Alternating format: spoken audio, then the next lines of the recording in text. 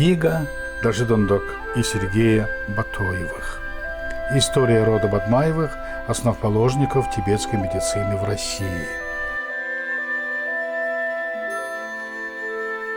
Глава 1. История рода Бадмаевых. Первый тибетский врач Петр Александрович Бадмаев в России. Часть 6. В ответном предписании последнего говорилось, что прошение бурятки Мантухановой следует считать как неуместно и безумно отклоняющее высочайшую милость и благодеяние государя-императора для ее сына, который, воспитавшись и образовавшись со временем, может быть весьма полезным человеком не только для своей матери, а даже и для всех своих сородичей. Таким образом, вопреки желанию матери, Жамсаран Бадмаев был помещен в Иркутскую классическую гимназию. В ней он обучался с 1 октября 1864 по 27 июня 1870 года, то есть 6 лет. По нашим данным, Мантуханова проживала в семье сына Буды Бадмаева, который был женат на Ханде Тупчиновой. Агинская степная дума подчинялась Нерчинскому управлению земли. Кстати, и здесь имеются архивные материалы Степной думы. К тому времени Жамсаран Бадмаев окончил с отличием гимназию и решил продолжить свое образование.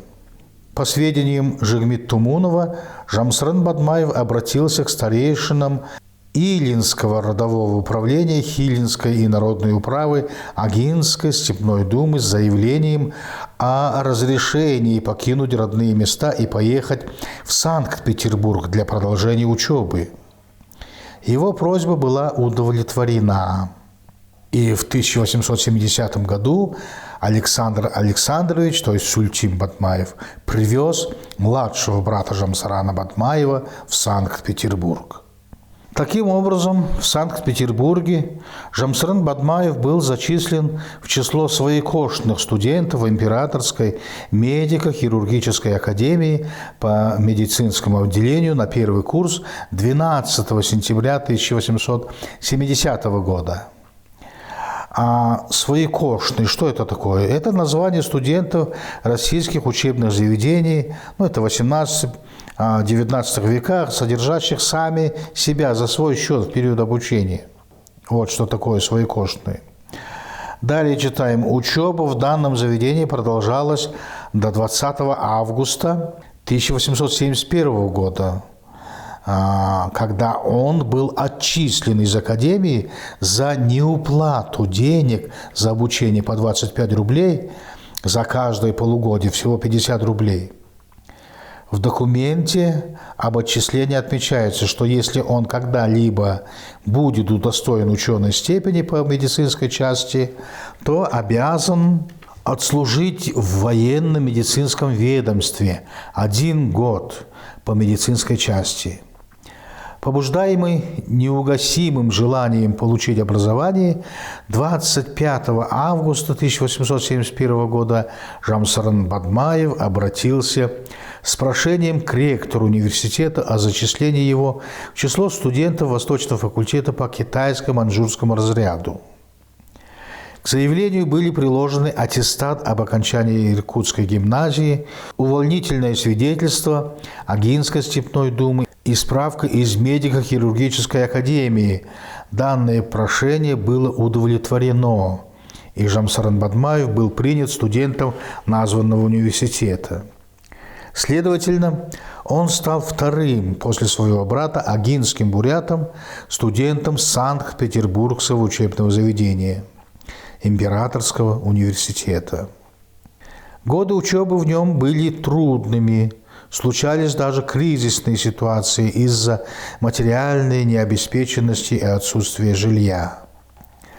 Так, после окончания первого курса его вновь отчислили из университета за неуплату денег за обучение, и Бадмаев был вынужден обратиться с прошением об освобождении от платы за обучение к декану Восточного факультета, но получил отказ. Затем он обратился с той же просьбой к ректору университета. Последний ответил отказом также. Но создавшаяся сложная ситуация его не остановила. Будучи человеком находчивым и целеустремленным, он обратился с письмом к графу Муравьеву-Амурскому с просьбой об оказании материальной помощи в период учебы в университете. И вот здесь его просьба была удовлетворена, сообщая об этом ректору Санкт-Петербургского университета Келлеру, генерал-губернатор Восточной Сибири собственноручно начертал: на основании поданного мне прошения студентам факультета восточных языков монголо-маньчжурско-китайского разряда Бурято-Забайкальской области Восточной Сибири Жамсарана Бадмаева я с удовольствием предоставляю ему стипендию имени моего, ныне вакантную в Петербургском университете. Таким образом, Петр Бадмаев получил возможность продолжить учебу. Согласно указа Санкт-Петербургской духовной консистории от 8 апреля 1872 года, он апреля 11 дня просвещен святым крещением и при святом крещении наречен Петром. И крестным отцом по существующей традиции был назначен наследник Александр, который изволил изъявить милостивое свое согласие на восприятие откупения гражданина Бадмаева заочно. С этого времени он стал именоваться Петром Александровичем Бадмаевым. Безусловно, принятие православной веры было сделано с целью получить дальнейшее светское образование и легче войти в круг высокопоставленных чиновников страны. Тем временем Александр Александрович, то есть Сультим Бадмаев, его брат старший, продолжал содержать аптеку, все чаще привлекая к ее работе своего младшего брата Петра Александровича, то есть Жамсарана Бадмаева. Он оказался любознательным и, безусловно, одаренным молодым человеком. Надо сказать, что по данным Натаева, задолженность за учебу Бадмаева на Восточном факультете Санкт-Петербургского университета составила в сумме 262 рубля 50 копеек. Так имеющийся долг был списан за счет предоставленной стипендии Муравьева-Амурского. С момента смерти старшего брата Бадмаев принял все его дела. Соответственно, тибетская аптека продолжала функционировать. Поэтому Петр Александрович также занялся и врачебной практикой по тибетской медицине, продолжая учебу в университете. В дипломе, выданном Советом Императорского Санкт-Петербургского университета 6 марта 1876 года отмечается, что Петр Александрович, сын Бадмаев, из бурят, 24 лет от роду, православного вероисповедания, выслушал полный курс наук по китайско-маньчжурско-монгольскому разряду факультета восточных языков, обнаружив на испытаниях по всем предметам отличные знания. В выданном ему дипломе говорится: по представлении диссертации признан достойным ученой степени кандидата и на основании 4 пункта параграфа 42 Общего устава российских университетов утвержден в этой степени Советом университета 24 ноября 1876 года. Соответственно, по данному диплому университета ему было 24 года. Следовательно, можно предполагать более точную дату рождения Бадмаева – 1851 или 1852 годы. Следует заметить, что Петр Александрович оказался достойным стипендиатом Муравьева-Амурского и не подвел его. Итак, Он стал кандидатом в востоковедение, первым бурятским ученым-востоковедом, выходцем из Восточного Забайкалья. После окончания университета по ходатайству Департамента личного состава и хозяйственных дел Министерства иностранных дел он, как стипендиат графа Муравьева, был освобожден от обязательной службы в Сибири и назначен на работу в Азиатский департамент названного министерства, где прослужил до конца 1893 года.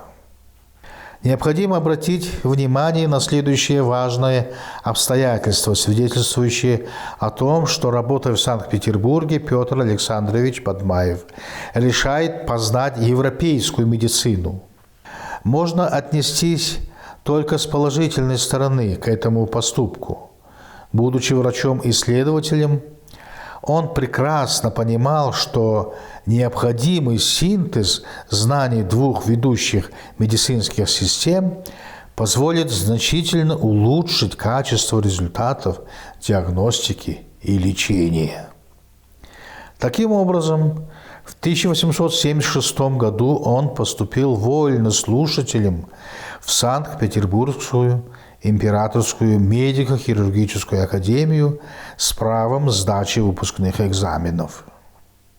Руководство академии свое решение о зачислении вольнослушателем мотивировало тем, что Петр Бадмаев приобрел под руководством своего брата достаточные сведения по тибетской медицине и желает изучить европейскую медицину с той целью, чтобы отнестись критически к первой и познакомить с нею образовательный мир, тем более, что тибетская медицина обладает средствами, радикально излечивающими весьма сложные болезни.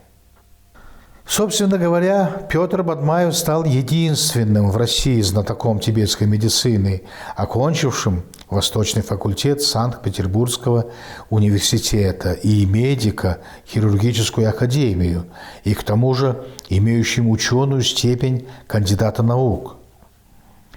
Безусловно, интеграция знаний, полученных в этих учебных заведениях, и в процессе обучения и практической деятельности под руководством брата Сультима давала ему уникальную возможность добиваться высокой эффективности в лечении тяжелых болезней, большей частью не поддающихся только европейской медицине. Его амбулатория привлекала огромное количество пациентов. Так, с 1873 по 1915 годы ее посетили 573 656 больных, в среднем по 43 человека в день. За этот же период им было отпущено 8 миллионов 140 276 лекарственных порошков. Из указанного количества посещений половина приходилась на трудовой класс. Люди получали полное выздоровление после бесплодных мытарств по различным лечебным учреждениям в поисках надежных специалистов-врачей. Многие из обращавшихся к нему больных пострадали туберкулезом, злокачественными новообразованиями и другими тяжелыми расстройствами организма, не поддающимся излечению методами и средствами только европейской медицины. В своих воспоминаниях он сообщает условные инициалы вылечившихся у него от названных болезней лиц, так как этика врача, особенно тибетской медицины, категорически запрещает обнародование каких-либо сведений о больных. Вот таким удивительным тибетским и, конечно, европейским врачом являлся Петр Александрович Бадмаев. Его поступки, методы и отношения к больным и сегодня актуальны для медицинских работников и тибетских врачей. На этом мы закончим 6-ю часть. Продолжение следует.